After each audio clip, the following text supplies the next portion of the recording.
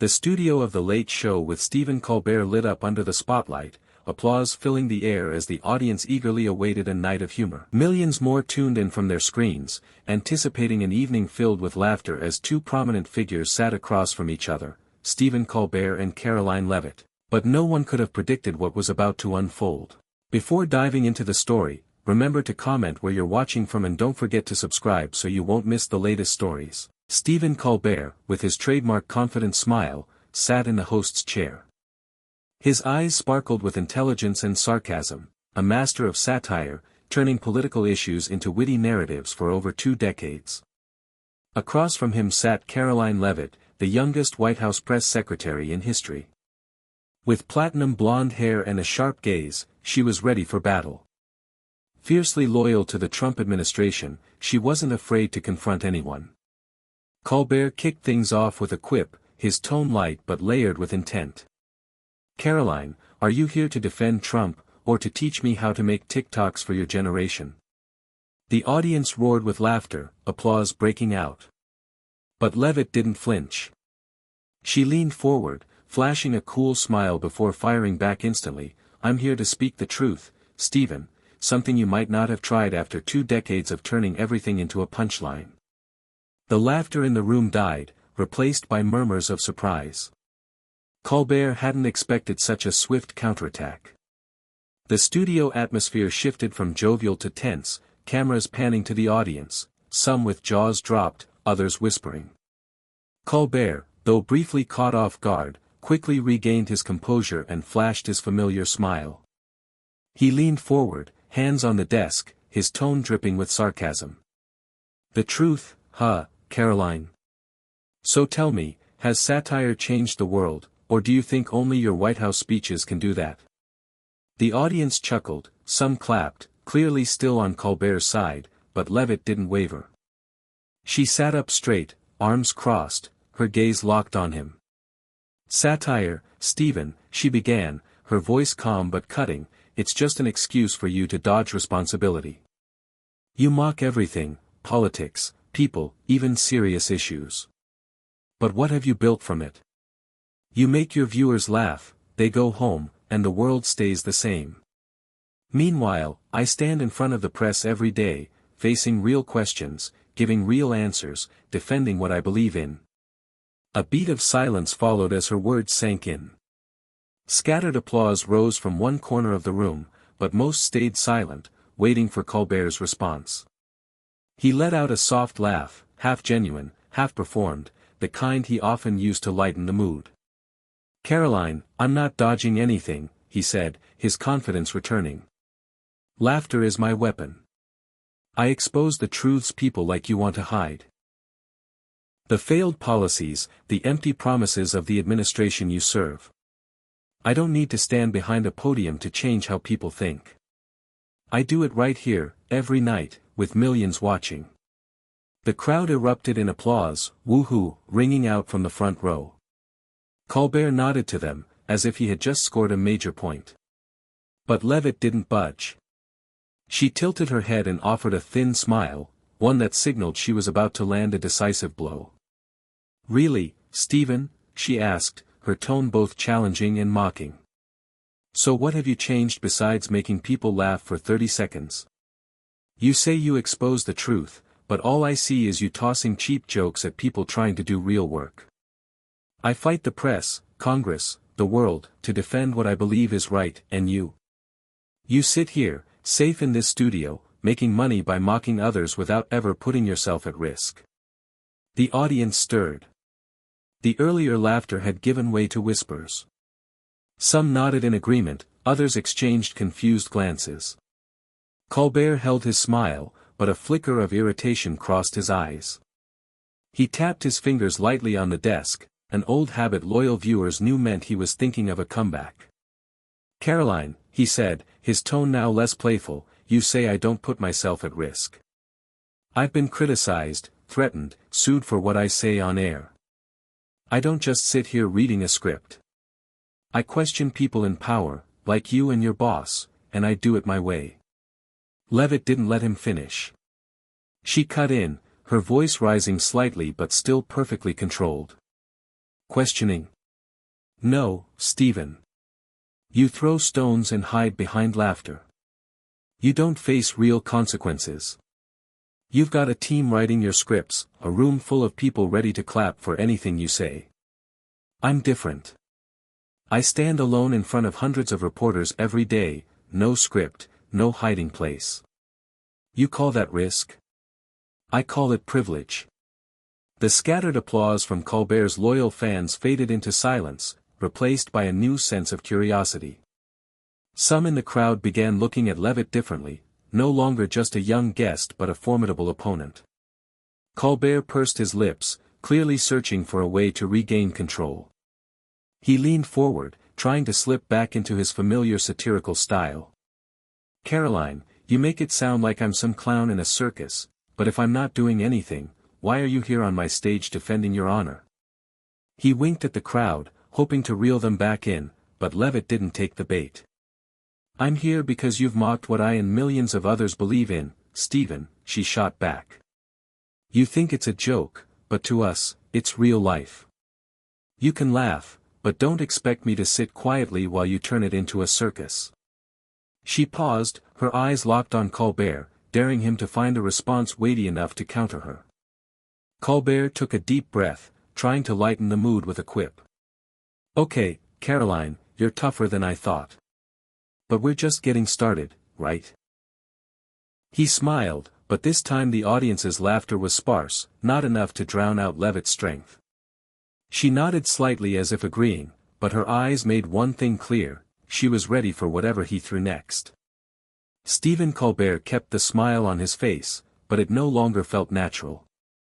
His fingers tapped faster on the desk, a clear sign that Leavitt's last line had struck a nerve. The audience sat still, their eyes shifting between the two, waiting to see who would strike next. Colbert, with the seasoned instincts of a veteran host, tried to regain the upper hand. He leaned forward, his tone laced with a hint of sarcasm. Karoline, you talk like I'm the enemy of truth, but I'm just a storyteller through laughter. What about you? What story do you tell, standing behind that podium? Leavitt didn't answer immediately. She took a deep breath, her hands uncrossing and resting lightly on her knees. Her gaze remained fixed on Colbert, but now it carried a deeper resolve. Fine, Stephen, she said, her voice calm but sharp as a freshly honed blade. You want a story? I'll give you one. Not to make you laugh, but to make you understand. The audience murmured, some leaning forward in curiosity. Colbert wasn't sure whether this was an opportunity for a joke or the prelude to another attack. There was a guy I worked with, Leavitt began, her voice slow but steady, each word carefully chosen. His name was Jake. He was young, smart, and believed in what we were doing on the campaign. He wasn't the one in front of the cameras, not a spokesperson, but one of the quiet workers. He wrote speeches, organized events, made sure everything ran smoothly so people like me could step onto the stage. Jake was the kind of person you'd never notice, Stephen. But without him, we wouldn't have gotten far. She paused for a beat, her eyes scanning the crowd to ensure they were listening. The studio fell silent, only the faint sound of audience breathing audible. Colbert opened his mouth, perhaps to crack a joke and break the tension, but Leavitt raised a hand, signaling him to wait. He shrugged, leaned back, and let her continue. Jake worked tirelessly, she said, her voice starting to carry a hint of emotion. He believed we were fighting for something bigger than ourselves, a vision for this country. But then one day, one of your jokes, Stephen, or someone like you, changed everything. Your show did a segment on our campaign. You called us fanatics and Trump's puppets. Your audience laughed like they always do, but Jake, he got caught up in that joke. Someone filmed him working backstage, added funny captions, and turned him into a laughing stock on social media. He wasn't a celebrity, didn't have hundreds of thousands of followers to fight back. He was just a regular guy, and suddenly the whole world knew him as a fool. Colbert pursed his lips, clearly uneasy with where this was headed. His eyes darted between Leavitt and the audience. And then what? He asked, his tone trying to sound casual. What's that got to do with me? I'm not done, Leavitt replied firmly, cutting off his attempt to steer the story. After that video, Jake got fired. Not because he did anything wrong, but because of the public pressure from people who thought laughing at him was harmless. He lost his job, his dignity, and for a while, his faith in what he'd been fighting for. He told me he felt like the whole world had turned on him, all because of a joke he never signed up for. She paused, letting the words sink in. The studio was dead silent now. No murmurs, no laughter. But here's the important part, Stephen, Leavitt continued, her voice now carrying a new strength. Jake didn't give up. He came back, worked with us again. Not for the money, but because he believed in what we were building. He didn't need the spotlight. He didn't need applause. He just needed to know his work mattered. And today, he's one of the people I trust most. Not because he's the best, but because he's loyal. Because he understands real success isn't about fleeting laughs. It's about building something lasting with people who believe in you. She sat back, her eyes never leaving Colbert. That's the difference between you and me, Stephen, she said, her tone steely. I work with people like Jake. People who put their hearts into what they believe. And you? You make a living turning them into punchlines, then forget them when the stage lights go out. You call that storytelling? I call that sabotage. The studio fell into complete silence. The whispers were gone, replaced by wide-eyed stares shifting between Leavitt and Colbert. Some nodded faintly, as if agreeing with her story. Colbert tried to jump in, his voice now a bit rushed. Karoline, I don't target individuals like that. I go after the system, the people in power, like you and your boss. That's not sabotage. That's questioning. He gave a small laugh, hoping to lift the mood, but the audience's response was sparse, not enough to break the weight of Leavitt's words. She cut him off again, without hesitation. This isn't the time for jokes, Stephen. This is real life, not your comedy script. You might aim at the system, but you've hurt people like Jake, people who don't have a voice to fight back. You think it's harmless, but I've seen the fallout. And I'm here to tell you, it's not harmless at all. Leavitt stopped, her gaze burning into Colbert. He sat still, the smile completely gone from his face. The audience, some with heads bowed, others staring at Leavitt with newfound respect, remained silent. The only sound in the studio was the crowd's collective breath. Colbert took a deep breath, clearly searching for a rebuttal. But for the first time that night, he seemed at a loss for words. Leavitt sat calmly, her hands crossed again, her face serene but commanding. Sorry for what happened to your Jake, really, Colbert said finally, trying to regain control. But you can't blame me or anyone in this business for every consequence out there. We do this to entertain, to make people think, not to ruin someone's life. He shrugged, offering a weak smile, hoping the crowd would clap like they always did. But this time, the applause was faint, scattered, and quickly faded into the thick silence. Leavitt didn't let him off the hook. She leaned forward, her eyes locked on him, her voice low but brimming with power. You're sorry, Stephen? She asked, her tone tinged with mockery but unrelenting. You say you don't mean to ruin anyone, but have you ever asked? Who's really behind your success, Stephen? The writers, the crew, the people who work so you can sit here every night and make those jokes. Do you ever think about them, or are you too busy laughing at others to realize you wouldn't be here without them? Her question hung in the air, sharp and direct, cutting straight into Colbert. The room went silent, eyes wide, as if witnessing something unexpected. Colbert, usually quick with a response, struggled to find the words. His hands gripped the desk tighter as he finally spoke, his voice shaky. I don't deny my team. They're amazing, and I'm grateful for them. But I'm here to do my job, to make people laugh and ask questions. I'm not a hero, and I don't pretend to be. He let out a small, nervous laugh, but it was clear his usual confidence was gone. Leavitt didn't give him a chance to escape. "That's exactly the problem, Stephen," she said, her voice rising slightly but still calm. "You choose laughter over responsibility. You think it's clever, sitting here in your safe studio with an audience cheering for every punchline. But I see something else. I see a man hiding behind jokes because he's afraid to face the real world. Afraid to stand for something. Afraid to own what he causes. You call that a job? I call that cowardice." The room went completely still. Colbert's usual wit was gone, replaced by shock. He opened his mouth but no words came out. Leavitt sat still, her eyes locked on him, and the audience felt the weight of her words. No one had ever dared to call Colbert a coward before. He cleared his throat, trying to regain his composure. "Karoline," he said, his voice shaking, "you're turning me into the villain in your story. I'm not hiding from anything. I put myself at risk every day. I get criticized, hated, for saying what I believe is right. You might not like how I do it, but don't say I'm not accountable." But Leavitt cut him off. "You call sitting here, protected by your team and cheered by your audience, a risk? I face hundreds of reporters every day, no script, no friendly crowd, no place to hide. I put my career, my reputation, and my beliefs on the line with everything I do.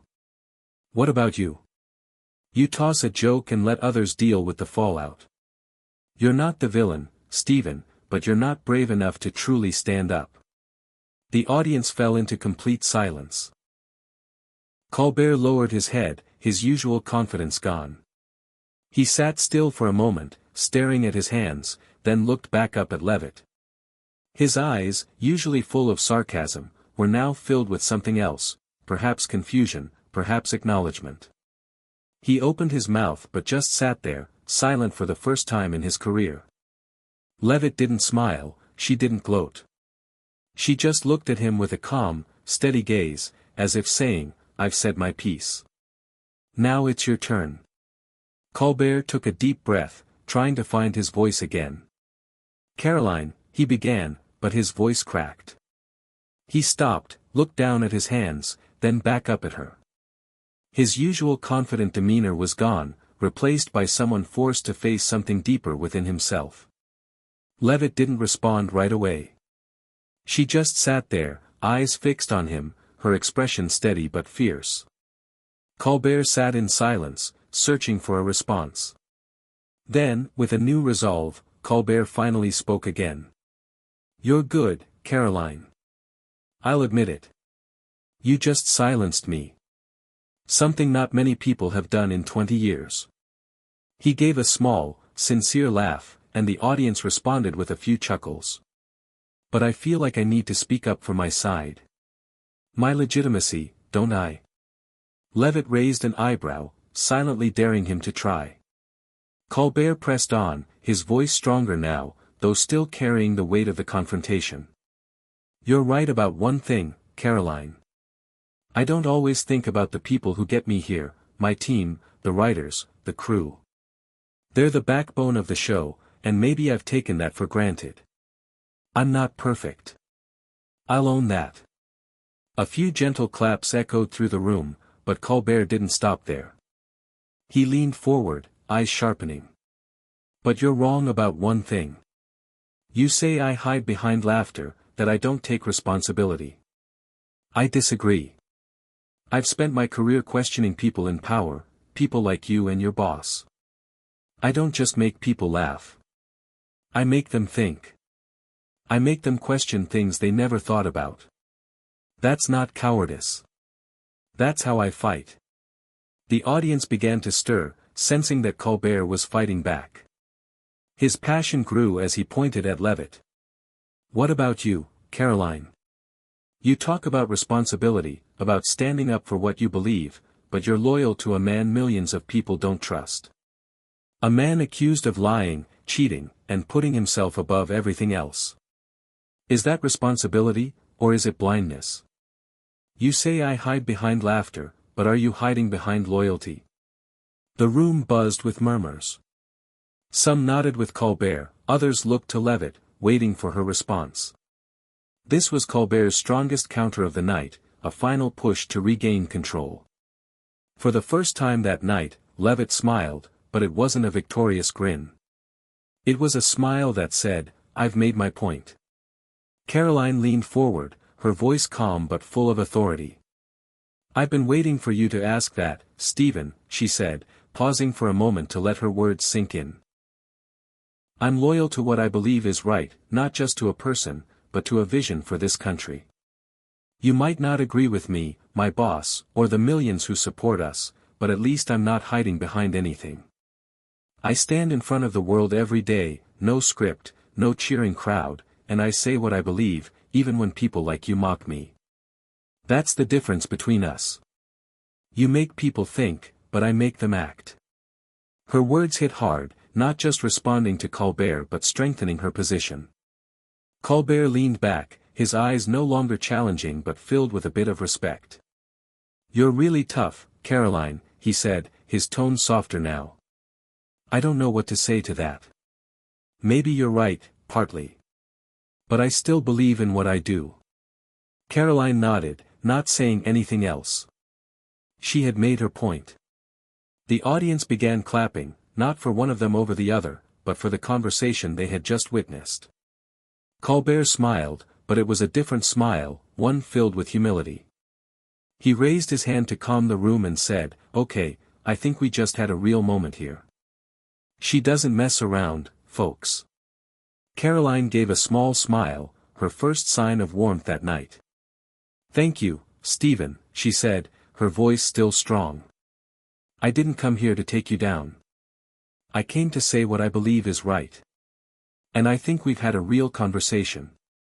Something that doesn't happen much on TV these days." The audience clapped again, some nodding, agreeing with her words. Colbert, with a genuine smile, leaned forward and asked, "Karoline, if I've learned something from you tonight, what do you want me, or this audience, to take away from all this?" Karoline took a deep breath, then spoke to the audience, her voice slow but clear. "Success isn't about who laughs the loudest," she said. "It's not about who talks the most or who gets the most applause. Success is about who is still standing when the laughter stops, when the lights go out, and when all that's left is what you've built, and the people still by your side." Colbert nodded, showing respect.